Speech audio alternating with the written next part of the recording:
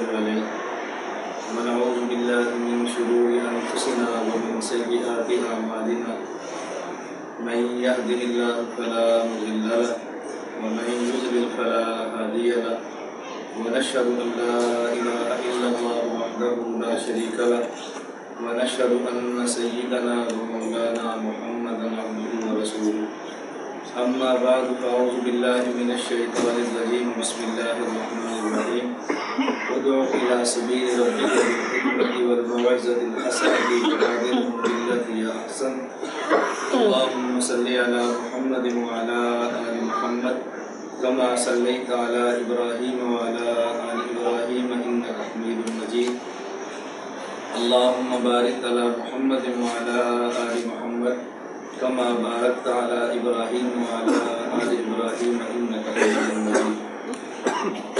میں نے آج کی نشست میں آپ کی خدمت میں 3 باتیں پیش کر دی.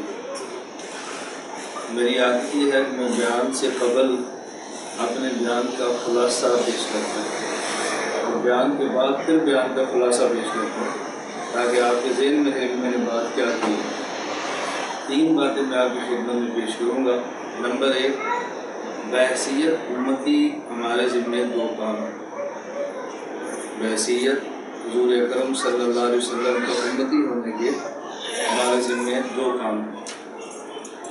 نمبر 2، اس کام کے لیے کن کن وسائل کا استعمال کرنا ضروری ہے.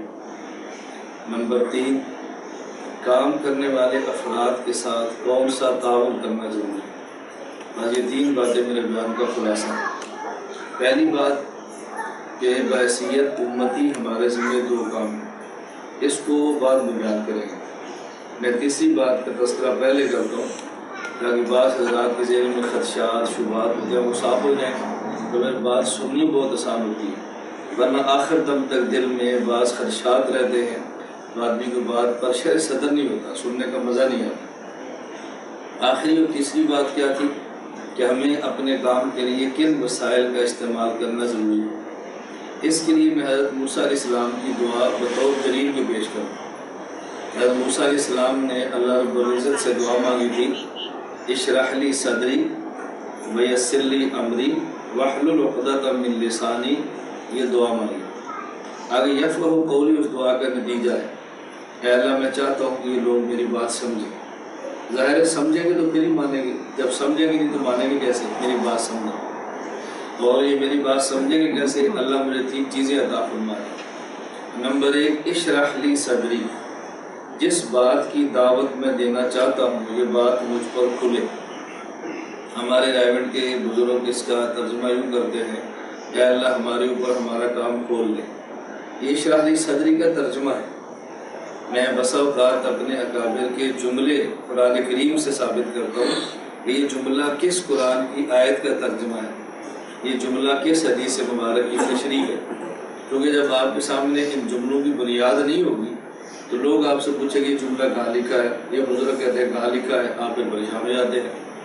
ہم اتنی بات کہہ کر اپنے آپ کو مطمئن کر سکتے ہیں لیکن اپنے مخالف کو مطمئن نہیں کر سکتے. ہمارے بزرگ بھی فرماتے ہیں ہمارا مخالف تو ہمارے بزرگوں کو ہی گمراہ سمجھتا ہے، تو ہمارے بزرگوں کی بات کو دلیل کیسے سمجھے گا.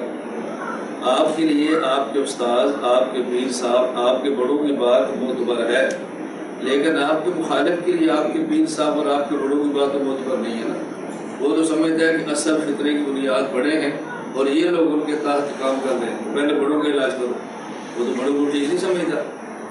اس لیے ہم یہ بات کہتے ہیں کہ ہمارے اکابر نے یہ جو بات فرمائی ہے نا اس بنیاد پہ فرمائی ہے.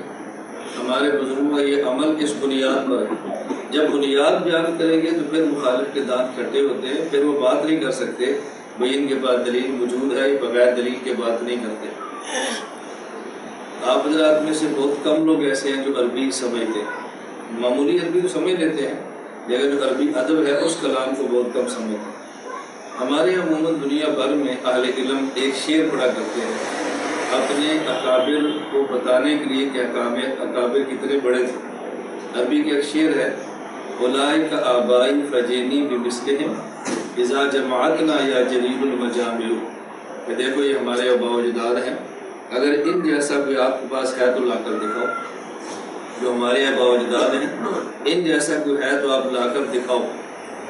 میں اس کی بجائے ایک دوسرا شعر پڑھا کرتا ہوں اپنے علمی حلقے میں، وہ شعر بھی ٹھیک ہے، لیکن ہم یہ پڑھتے ہیں لیس الفتیٰ من یقول کان ابی الفتیٰ من یقول ھذا نزا۔ پہلوان وہ نہیں جو یہ کہ میرا باپ بہت بڑا پہلوان تھا، پہلوان وہ ہے جو کہتا ہے کہ میں پہلوان ہوں، مجھ سے پنجہ آزمائی کرو۔ جو بات میں کہنا چاہتا ہوں اللہ کرے آپ سمجھ لیں، میں صرف یہ نہیں کہتا ہمارے اکابر بہت بڑے تھے، میں کہتا ہوں ہم اپنے اکابر کے بیٹے بیٹھے ہیں، بات کرنی ہے تو ہم سے کرو، ہمیں کراس کرو گے تو ہمارے اکابر تک جاؤ گے نا۔ اس پل کو آپ نہیں کراس کر سکتے تو آپ اکابر تک پہنچو گے کیسے؟ اس لیے آپ ہمارے اکابر کے خلاف بات کرنے کی بجائے ہم سے بات کر لو، تاکہ تمہیں اپنے علم کی سطح کا اندازہ ہو جائے کہ آپ کتنے علم میں رہتے ہیں۔ مینڈک کنویں میں رہتا ہے تو وہ سمجھتا ہے کہ جو میں تو دنیا میں کسی کی سلطنت ہی نہیں ہے، لیکن جب اس کو کنویں سے نکال کے دریا میں پھینکو نا، اور کو پھر سمجھ آتی ہے کہ پانی کسے کہتے ہیں۔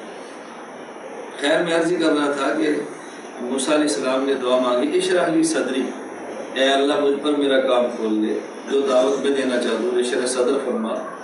جب آپ کو اپنے کام پر شرح صدر نہیں ہوگا تو آپ دوسرے کو اپنا کام سمجھا نہیں سکتے۔ جب اپنے کام سمجھ نہیں آئے گا دوسرے کو نہیں سمجھا سکتے، اور جب کام سمجھ آئے گا دوسرے کو سمجھائیں گے۔ جب ہم ہی اپنے کام پر مطمئن نہیں ہیں، کسی اور کو مطمئن کیسے کریں گے؟ اب اس لیے الحمدللہ تعالیٰ میں پاکستان اور بیرون ملک دنیا بھر میں جاتے ہیں، ہمیں کبھی بھی ٹینشن نہیں ہوتی کہ ہم سے کوئی پوچھے گا تو کیا ہوگا۔